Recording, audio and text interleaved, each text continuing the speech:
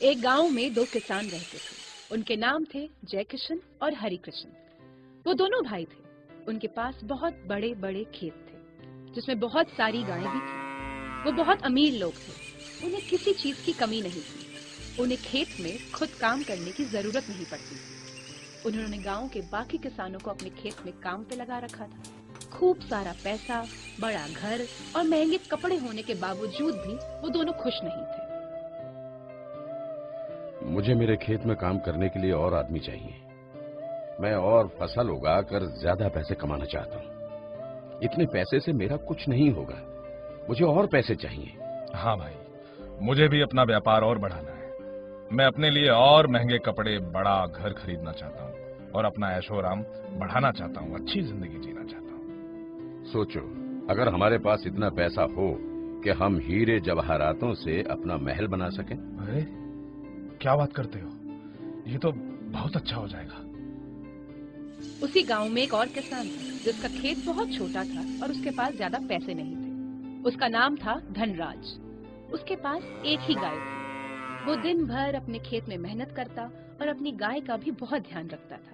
हालांकि वो बहुत अमीर नहीं था, लेकिन उसके पास जितना था वो उसमें खुश था। जय किशन और हरि किशन धनराज की खुशी से बहुत जलते थे। वो हमेशा सोचते थे कि आखिर इतने कम पैसे होने के बावजूद भी ये धनराज इतने खुशी से कैसे जी लेता है। ये धनराज इतना खुश कैसे रह सकता है। उसके पास कुछ भी नहीं है, फिर भी वो खुश रहता है। हाँ भाई, वो तो है।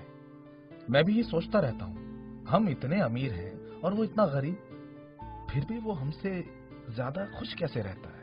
ये कैसे संभव है। इस खुशी के पीछे कुछ तो राज जरूर है। कह सकता हूँ। हाँ, मुझे लगता है कि ये सब उसकी गाय की वजह से होगा। उसकी गाय उसके लिए भाग्यशाली है। हाँ भाई, सही कहते हो। मुझे भी वही लगता है। मैं कहता हूँ हमें उसके पास जाकर उसकी गाय खरीद लेनी चाहिए। बिल्कुल सही कहा तुमने।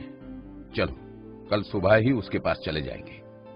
अगले दिन दोनों भाई धनराज के पास गए और उससे उसकी गाय बेचने को कहा।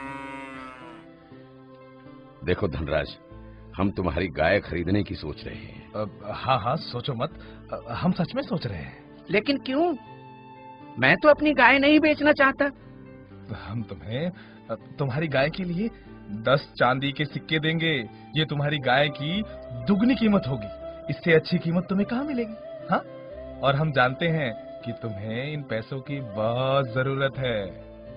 तुम मुझे चाहे जो कीमत दो और मेरे ऊपर जो भी आफत आ पड़े, मैं अपनी गाय तुम्हें नहीं बेचूंगा। हाँ, लेकिन तुम इस गाय के बदले सिक्कों से 2 गाय खरीद सकते हो और 2 गाय खरीद के तुम अपना कारोबार दोगुना कर सकते हो धनराज। शुक्रिया मेरे दोस्त, शुक्रिया। लेकिन 2 गाय की देखभाल करने के लिए मेरे पास इतने पैसे और साधन नहीं है। मैं एक ही गाय से खुश हूँ। हाँ, मुझे माफ करना, पर मैं गाय नहीं बेचूंगा। हाँ। धनराज का इनकार सुनकर दोनों भाई आग बबूला हो गए। उन्हें लगा कि उनके सौदे को ठुकराकर धनराज ने उनकी बेइज्जती की है। उनसे ये बर्दाश्त नहीं हुआ। उन्होंने धनराज को सबक सिखाने की सोची। हमें कुछ करना चाहिए इस धनराज का। उसने हमें गाय ना बेचकर बहुत गलत किया। आखिर वो होता कौन है जो हमें इनकार करे। उसकी हिम्मत तो देखो। हाँ भाई, मैं भी सोच रहा हूँ आज रात को उसके खेत में जाकर आग लगा दे। हाँ, यही सही रहेगा। उसी रात दोनों भाई छुपकर धनराज के खेत में घुस गए और उसके पूरे खेत में तेल डालकर पूरा खेत जला दिया। धनराज को एक भनक तक ना हुई। अगले दिन धनराज सुबह उठा तो उसने देखा कि उसके खेत में आग लगी हुई है। वो भागते हुए खेत पहुंचा तो सारी फसल जलकर राख हो चुकी थी। उसे बहुत बड़ा सदमा पहुंचा। अरे, ये क्या हो गया मेरे साथ? मेरी सारी मेहनत राख हो गई। धनराज समझ गया था कि ये जय किशन और हरि किशन का ही काम है, लेकिन वो कुछ नहीं कर सकता था। वो दोनों बहुत ताकतवर थे और उनके सामने धनराज कुछ भी नहीं था। वो उदास होकर घर आ गया। घर में रखा हुआ अनाज 1-2 हफ्तों में खत्म हो गया। अब घर में खाने को कुछ भी नहीं था। उसकी समझ में ही नहीं आ रहा था कि क्या करना चाहिए। उसकी बचत के पैसे भी ज्यादा नहीं थे, बस 3-4 चांदी के सिक्के ही थे उसके पास। सारा अनाज खत्म हो गया, अब मैं कहाँ से खाना लाऊं? मेरे पास ज्यादा पैसे भी नहीं। ये कुछ सिक्के तो 3-4 हफ्तों में खत्म हो जाएंगे, उसके बाद क्या होगा? मैं तो किसी तरह जीवन बसर कर लूंगा, लेकिन मेरी गाय, मेरी जानवर इस हाल में कैसे रहेगा? उसने बहुत सोचा और फिर तय किया, मैं दूसरे गांव जाकर अपनी गाय बेच दूंगा और मिले हुए पैसों से कुछ और छोटा मोटा काम कर लूंगा। ये बचे हुए चांदी के सिक्के मेरी यात्रा के लिए काफी है। उसने तुरंत यात्रा की तैयारी की और अपना गांव छोड़ने का मन बना लिया। वो गाय को लेकर उस गांव से निकल गया। उसे इस तरह जाता देख जय किशन और हरि कृष्ण उस पर हंसने लगे। धनराज ने उनकी बातों पे बिना कोई ध्यान दिए वहां से निकल गया। धनराज ने अपने सिक्कों का बटुआ सुरक्षित रखने के लिए और चोरों से बचाने के लिए गाय की घंटी से बांध दिया।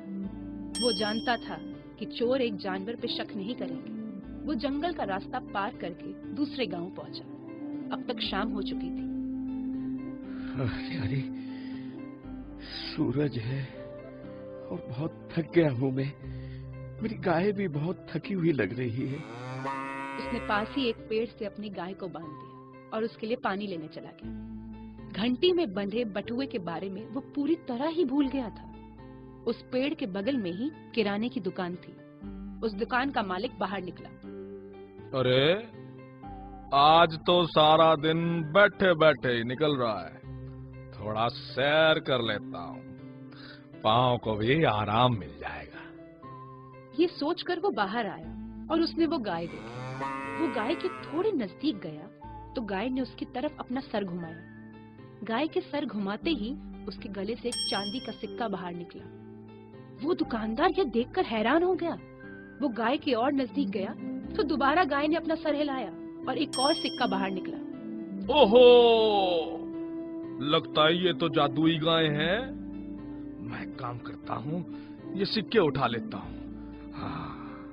दुकानदार ने गाय के गले में बंधे बटुए की तरफ ध्यान ही नहीं दिया था। वो सिक्के उठाने जा ही रहा था कि धनराज वहां आ गया।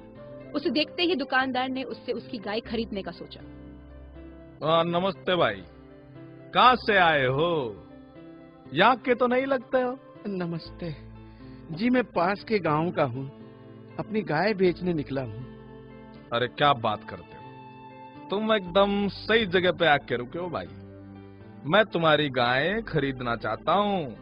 मैं तुम्हें इस गाय के बदले में 400 चांदी के सिक्के दूंगा, बोलो मंजूर? धनराज आश्चर्य के साथ उसे देखने लगा। दुकानदार को लगा धनराज खुश नहीं है। चलो ये लो, 500 में सौदा तय करते हैं, ठीक है? इससे ज्यादा मैं तुम्हें नहीं दे पाऊंगा। अच्छा सौदा पक्का फिर? ठीक। 500 चांदी के सिक्के, इतने सिक्के? लेकिन मेरे भाई। दुकानदार समझा कि धनराज ये नहीं जानता था कि उसकी गाय एक जादुई गाय है। उसने धनराज को कुछ कहने का मौका ही नहीं दिया। अब तुम कुछ मत बोलो भाई, अब मुझे गाय की जरूरत है, सौदा पक्का करते हैं। ये लो तुम्हारी कीमत, और ये गाय अब मेरी हुई। चांदी के 500 सिक्के लेकर धनराज वहाँ से चला गया। उसे गाय की घंटी से बंधे बटुए के बारे में अब भी याद नहीं रहा। कुछ देर बाद जब उस दुकानदार ने गाय के गले से बंधा बटुआ देखा तो उसे समझ आया कि वो जादुई गाय नहीं थी, लेकिन अब वो कुछ नहीं कर सकता था। घाटे का सौदा करके वो बहुत पछता रहा था। धनराज घर वापस आ गया। जय किशन और हरि कृष्ण उसे वापस आते देख उसके पास गए। उन्होंने देखा कि धनराज बहुत खुश लग रहा है। उन्होंने उसकी खुशी का कारण उससे पूछा। धनराज ने गाय के बदले 500 सिक्कों वाली बात उन दोनों को बताई। अब मेरे पास बहुत धन है, अब मैं और जमीन खरीदूंगा और ज्यादा फसल उगाऊंगा। मैं अब ज्यादा गाय भी खरीद सकता हूँ। मेरे पास ज्यादा गायों की देखभाल करने के लिए अब पर्याप्त साधन हैं। वो गाय मेरे लिए बहुत भाग्यशाली थी।